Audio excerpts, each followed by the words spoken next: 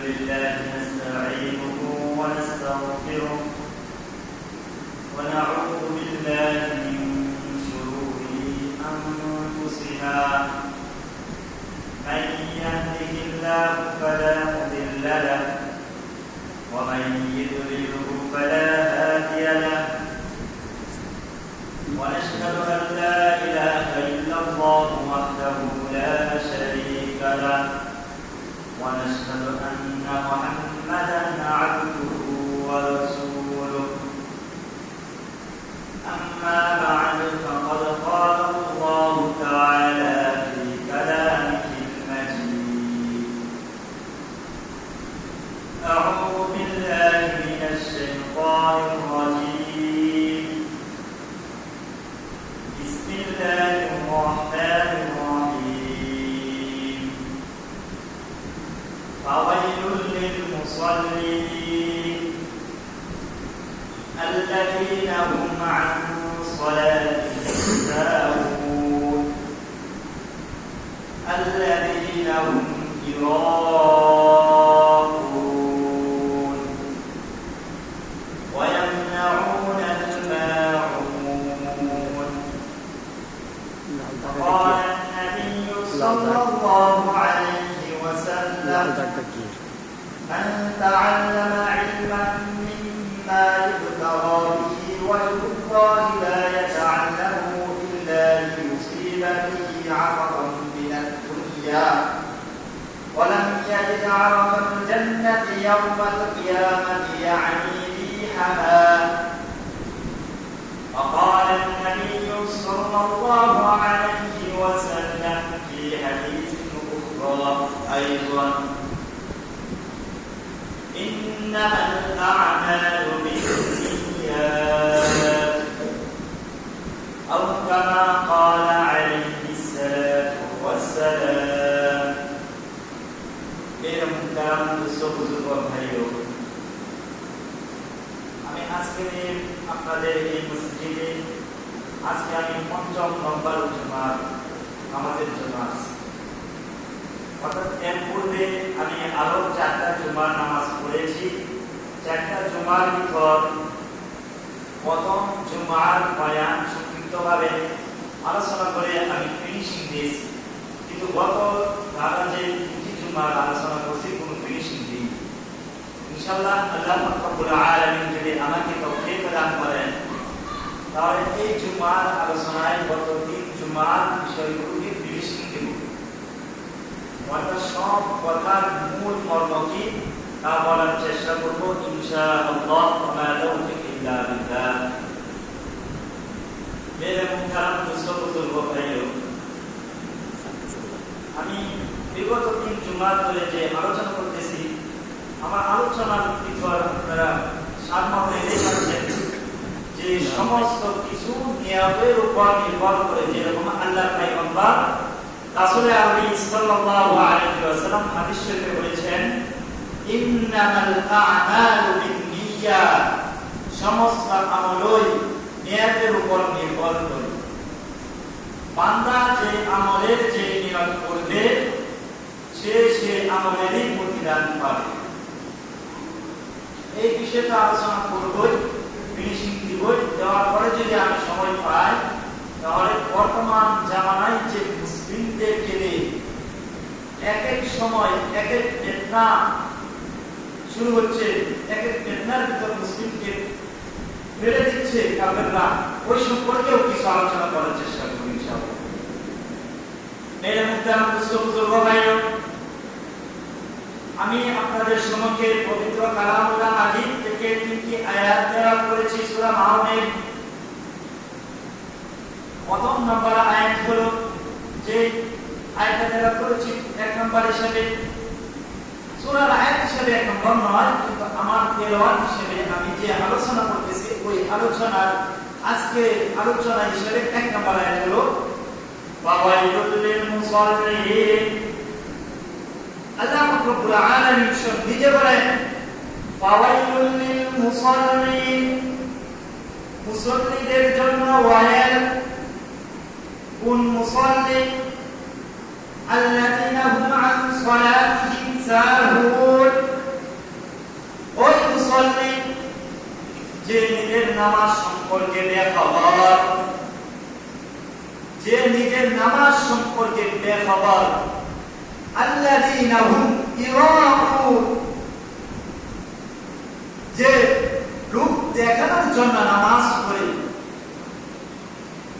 এটা আমার কথা নয় মেরে বুজুর্গ ভাইও, এটা স্বয়ং আপনাকে আমাকে যিনি সৃষ্টি করেছেন, এই আসমান জমিন যিনি সৃষ্টি করেছেন, 18,000 মাখলুক যিনি সৃষ্টি করেছেন, তার কথা।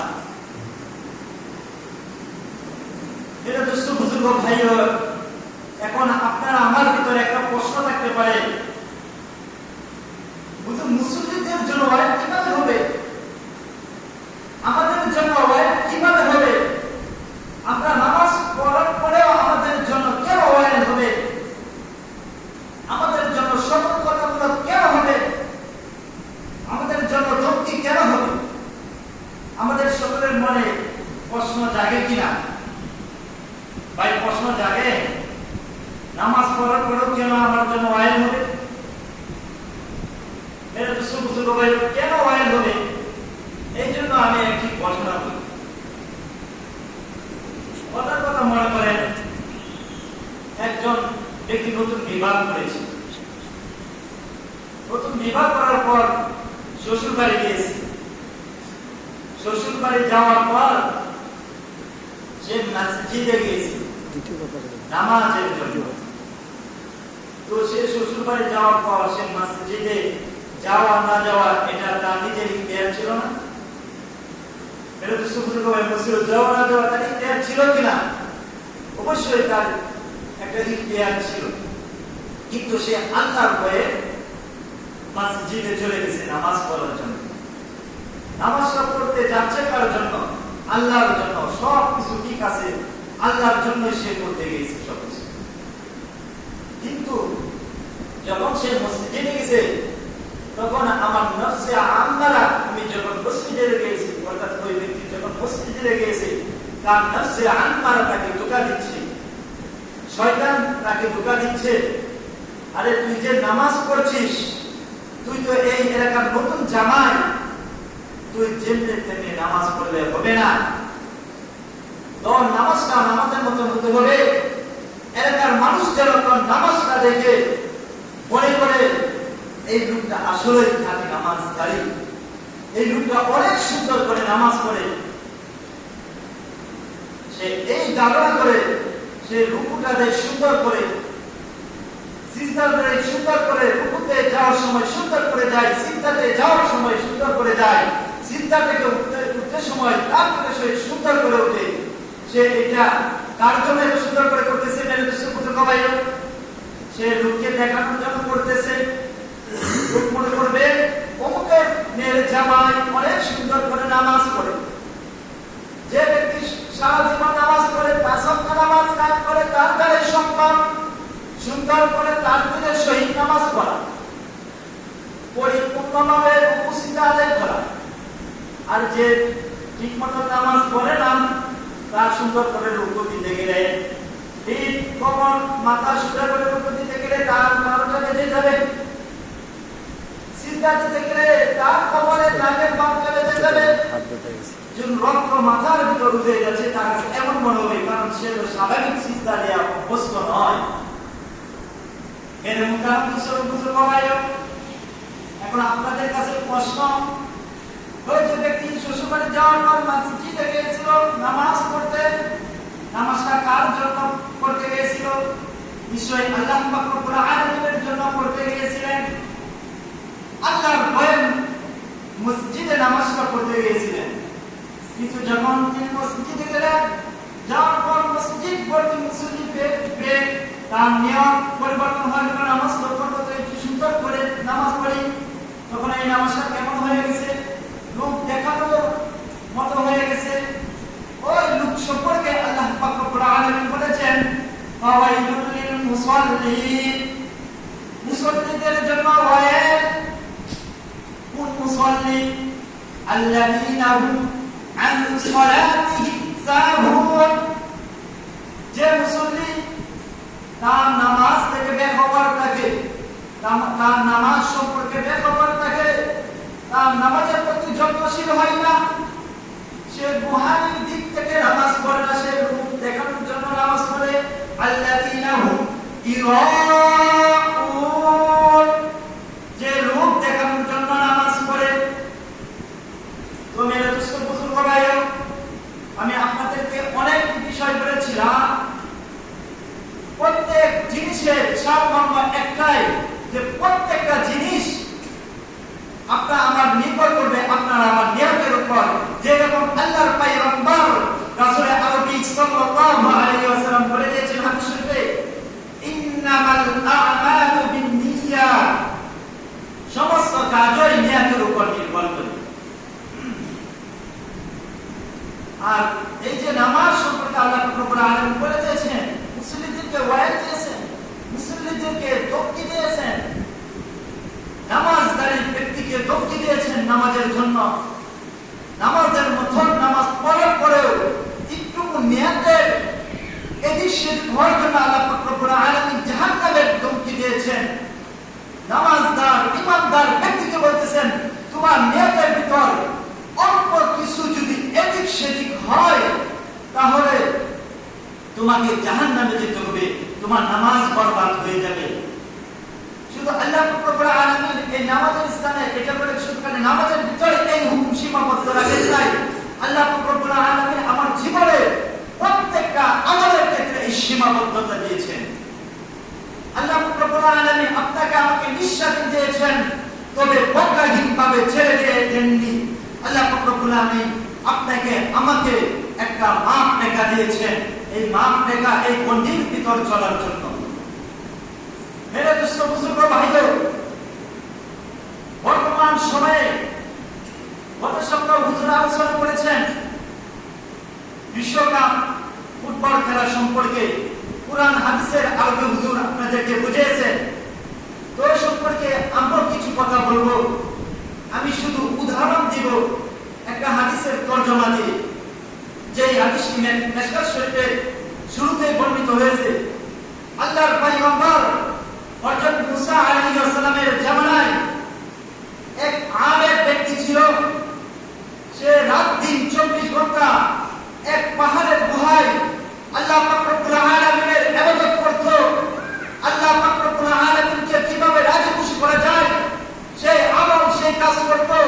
আর ওই ব্যক্তি এমন আবেদ ছিল, এমন ইবাদত গুজারি ছিল, সে যখন যেটার জন্যই আল্লাহ পাক রব্বুল আলামিনের কাছে মুনাজাত করতেন, দোয়া করতেন, আল্লাহ পাক রব্বুল আলামিন তখন তাকে সেটাই দান করতেন। মেরে দোস্ত বুজুর্গ ভাইও, আমি হাদিসের তরজমাটা সংক্ষিপ্ত করব, কারণ বিস্তারিত বলতে গেলে 1-1.5 ঘন্টা সময় লেগে যাবে। আমি চেষ্টা করব 5-7 মিনিটের ভিতর শেষ করার জন্য। মেরে দোস্ত বুজুর্গ ভাইও, ওই ব্যক্তি এরকম ইবাদত গুজারি ছিল, কিন্তু তার কম ছিল নাফরমান। তার কম নাফরমান থাকার কারণে আল্লাহ পাক রব্বুল আলামিন হযরত মুসা আলাইহিস সালামের উপর ওহী নাযিল করলেন। হযরত মুসা আলাইহিস সালামকে আদেশ করলেন, হে মুসা, তুমি ওই কওমের বিরুদ্ধে অভিযান চালাও, ওই কওমের বিরুদ্ধে তুমি যুদ্ধ চালাও। মুসলিমদের বিরুদ্ধে সর্বত্র, ইমানদারদের ঈমান নষ্ট করার জন্য সর্বত্র, শুধু আমাদের আখির জামানার নবীর জীবনেই ছিল না, শুধু আমাদের জীবনে নয়, বরং মুসলিমরা হযরত আদম আলাইহিস সালাম থেকে নিয়ে আজ পর্যন্ত প্রত্যেকটা মুহূর্তে কাফের কুফাররা মুসলিমদের ঈমানকে খেলা করেছিল। কিভাবে তারা মুসলমানদের ঈমানকে রক্ষা করতে পারে সেই পয়গারা তারা চালিয়ে গেছে। বর্তমান জামানাও তারা আমাদের ঈমানকে চিনিমিনি খেলছে। সেই আমার ঈমান, আপনার ঈমান হেফাজত করা আপনার আমার দায়িত্ব। আল্লাহ পাক রব্বুল আলামিন আপনার আমাকে বলে দিয়েছেন, হে মুমিন, হে মুসলিম, তুমি যতদিন তোমার হাতের ভিতর তোমার কুরবানি আনবে এবং শেষ রাতে তাহাজ্জুদের নামাজে চোখের 2 ফোঁটা পানি ফেলবে, সেই প্রতিদিন পর্যন্ত কাফেররা তোমাদের উপর 2 চোখ মেলে তাকাতে পারবে না। এর বাস্তব প্রমাণ যারা স্বাধীনতার পূর্বে জন্মগ্রহণ করেছিলেন তারা কিছুটা জানেন, যারা ব্রিটিশ আমল পাইছেন তারা জানেন, যারা খেলাফত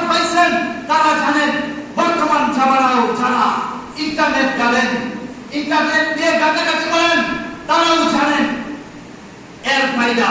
বর্তমান আফগানিস্তানের দিকে কেউ চোখ মেলে তাকাতে পারে না। এমনকি বিশ্বের ভিতরে এমন এমন শক্তিশীল দেশ আছে, শক্তিশালী দেশ আছে, যারা এক বাংলাদেশ আফগানিস্তানকে উড়িয়ে দিতে পারবে, কিন্তু আফগানিস্তানের সামনে চোখ মেলাতে পারে না। কারণ আফগানিস্তানের প্রত্যেকটা নাগরিকের বুকে হযরত হুসাইন মাদানী রাহমাতুল্লাহ আলাইহির রক্ত ছিল। হুসাইন মাদানী রাহমাতুল্লাহ আলাইহি ওই ব্যক্তি ছিলেন যাকে ইংরেজরা ঘোষণা করেছিল হুসাইন মাদানী রাহমাতুল্লাহ আলাইহিকে যেখানে পাওয়া যাবে ওই জায়গাতে ক্রস ফায়ার চলবে। আল্লাহর নবীর উম্মত বেশি দিন পূর্বে নয়, 150 বছর পূর্বে একজন, আপনারা আমার মতন একজন আলেম হযরত হুসাইন মাদানী রাহমাতুল্লাহ আলাইহি এমন একটা ঘোষণা তার নামে চলতেছে। এই মুহূর্তে সে দিল্লিতে এক সমাবেশে ঘোষণা করলেন। ওই সমাবেশে সব লোক এসে জমে গেছে, কিন্তু ওই ইংরেজ বাহিনী রাস্তার মোড়ে মোড়ে তাদের দলকে সাজিয়ে রাখছে, তাদের সৈন্যদেরকে সাজিয়ে রাখছে হুসাইন মাদানী রাহমাতুল্লাহ আলাইহিকে যেখানেই পাবে ওই জায়গাতে হত্যা করা হবে। আমরা শুধু জানি আল্লাহর পয়গম্বর রাসূল সাল্লাল্লাহু আলাইহি ওয়াসাল্লামকে হিজরতের সময় শুধু ঘেরাও করেছিল, আল্লাহ রাব্বুল আলামিন তার নবীকে ওই কাফেরদের হাত থেকে হেফাজত করেছেন। শুধু তাই নয়, আমি বলবো আল্লাহর পয়গম্বর রাসূল সাল্লাল্লাহু আলাইহি ওয়াসাল্লাম এর জামানার পরে অনেকবার এরকম আল্লাহ রাব্বুল আলামিন তার ইমানদার মুসলমান ব্যক্তিকে কাফেরদের হাত থেকে হেফাজত করেছেন। হযরত হুসাইন মাদানী রাহমাতুল্লাহ আলাইহির অনেক কাহিনী আছে। হুসাইন রাহমাতুল্লাহ আলাইহি ওই সমাবেশে ঢুকে গেছেন, কিন্তু কোন কাফের হুসাইন রাহমাতুল্লাহ আলাইহিকে যে রাস্তাতে গেছেন এই রাস্তার ভিতর শত শত কাফের ছিল, কোন কাফের হুসাইন রাহমাতুল্লাহ আলাইহিকে দেখতে পারেন নাই। উনি মঞ্চে গিয়ে বলতেছেন, এই কাফেররা, এই আওলাদুশ শায়াতিন, এই শয়তানের বাচ্চারা, এই মালাউনের বাচ্চা মালাউনরা, তোদের কাছে কতগুলো বুলেট আছে?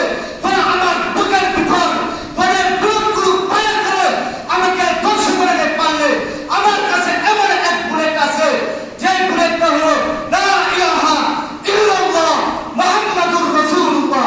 হুসাইন মাদানী রাহমাতুল্লাহ আলাইহি এই ঘোষণা দেওয়ার পর কাফেরদের রাইফেলগুলো আর ফায়ার করতে পারে নাই। আল্লাহ রাব্বুল আলামিন অটোমেটিক ভাবে তাদের রাইফেলগুলোকে বন্ধ করে দিয়েছেন।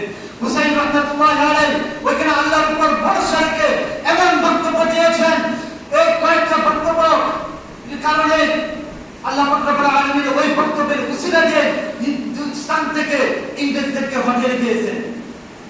তো মেরে দুঃসমস্ত ভাই, আমি যে হাদিসটা বলতেছিলাম, তবে আল্লাহ নবী সে এক পাহাড়ের গুহার উপর আমল করে যা চায় তাই পেয়ে যায়। তখন তার বোন জানতে পারলো আল্লাহ রাব্বুল আলামিন হযরত মুসা আলাইহিস সালামকে ওই কওমের বিরুদ্ধে পাঠাচ্ছেন। তো তাদের তো আর কোনো উপায় নাই, তারা তো আর যুদ্ধ করে পারবে না, স্বয়ং আল্লাহ রাব্বুল আলামিন তাদেরকে পাঠাচ্ছেন। তখন ওই ব্যক্তি ওই কওম ওই ব্যক্তির কাছে গেছে, যে বলতেছে যে তুমি আল্লাহর কাছে দোয়া করো আল্লাহ রাব্বুল আলামিন যেন মুসার জাতির উপর, মুসার বাহিনীর উপর আমাদেরকে বিজয় দান করেন। মেরে দুঃসমস্ত ভাই, একটু মনোযোগ দিয়ে শুনেন, আমল এবং নিয়তের উপরে সবকিছু নির্ভর করে, এই কথাটা আপনাদেরকে বোঝানোর জন্য। তো হযরত মুসা আলাইহিস সালামের বাহিনী থেকে বের হয়ে গেছে, ওই কাফেররা ওই আল্লাহর কাছে গেছে, গিয়ে আবদার করার পর আল্লাহ তাদেরকে দূরে সরে দিয়েছেন। যখন দূরে সরে দিয়েছেন তখন তারা বুঝলো ওকে তো এইভাবে কাজ করা যাবে না, ও তো আমাদের আবদার রাখবে না, তাহলে ওকে আমরা হারাম বর্তন করাই। যদি হারাম বর্তন করাই তাহলে সে হারামকে আমাদের প্রস্তাব গ্রহণ করবে। তখন তারা ওই আল্লাহকে হারাম বর্তন করেছেন তার স্ত্রীর মাধ্যমে। আর ওই আল্লাহরা ব্যক্তিকে হারাম বর্তন করার পর হযরত মুসা আলাইহিস সালামের বিরুদ্ধে দোয়ার জন্য লেগে গেলেন। দোয়ার জন্য লেগে যাওয়ার পর তার মুখ থেকে জিহ্বা কুকুরের জিহ্বার মতন বের হয়ে আসে। হারাম বর্তন করলে আপনার আমার কেমন আমল কবুল হবে এটা বুঝেন, কেমন আমার আপনার ঈমান নষ্ট হবে বুঝেন। ওই ব্যক্তি এত সচ্ছল ছিল, কিন্তু হারাম পতন করার কারণে সে মুসা আলাইহিস সালামের বিরুদ্ধে দোয়া করার কারণে তার উপর আল্লাহর গজব চলে আসে, জিহ্বা কুকুরের জিহ্বার মতন বের হয়ে আসে গেছে মুখের ভিতর থেকে। তখন সে আর ওই জায়গায় স্থিত হয়ে বসে থাকে নাই, সে তার কওমের কাছে গেছে, যে বলে, হে কওম, তোমরা যদি মুসা আলাইহিস সালামের বাহিনীর বিরুদ্ধে বিজয় অর্জন করতে চাও, তাহলে তোমাদের একটা রাস্তা ছাড়া আর কোনো রাস্তা নাই। সেই রাস্তা হলো একটাই, তোমরা তোমাদের সমাজের যত সুন্দরী নারী আছে তাদেরকে মুসা আলাইহিস সালামের কওমের ভিতর উলঙ্গ অবস্থায় ছেড়ে দিতে হবে।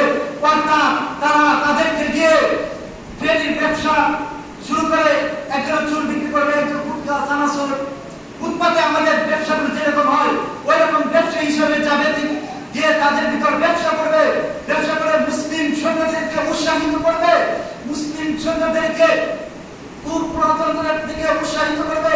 উৎসাহিত করার পর যখন মুসলিম কোন সৈন্য তাদের প্রতি আকৃষ্ট হবে, তাদেরকে প্রস্তাব দেবে, তখন যেন কেউ পিছনের দিকে হটাইয়া না যায়, তাদের প্রস্তাব যেন গ্রহণ করে। যদি ওই প্রস্তাব গ্রহণ করে, তাহলে তোমরা মুসা আলাইহিস সালামের বাহিনীর উপর বিজয় হবে, অন্যথায় বিজয় হতে পারবে না।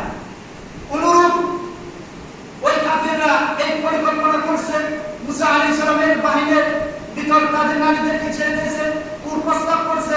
মুসা আলাইহিস সালামের সৈন্যদের মধ্যে একজন কুপ্রস্তাব গ্রহণ করছে, আল্লাহ পাক রব্বুল আলামিন পুরো বাহিনীর উপর মহামারী ছেড়ে দিয়েছেন। মুসা আলাইহিস সালাম পরদুষ্ট হয়ে গেছেন, বলেন, মুসা আলাইহিস সালাম আপনার আমার হুকুমে গিয়েছিল, তার জাতির হুকুমে গিয়েছিল না আল্লাহর হুকুমে গিয়েছিল? বলেন, কার হুকুমে গিয়েছিল? আল্লাহর হুকুমে গিয়েছিল ওই জাতির বিরুদ্ধে যুদ্ধ করতে। কিন্তু তাদের আমলের ভিতর একটা ত্রুটির কারণে আল্লাহ পাক রব্বুল আলামিন মুসা আলাইহিস সালামের বাহিনীকে ধ্বংস করে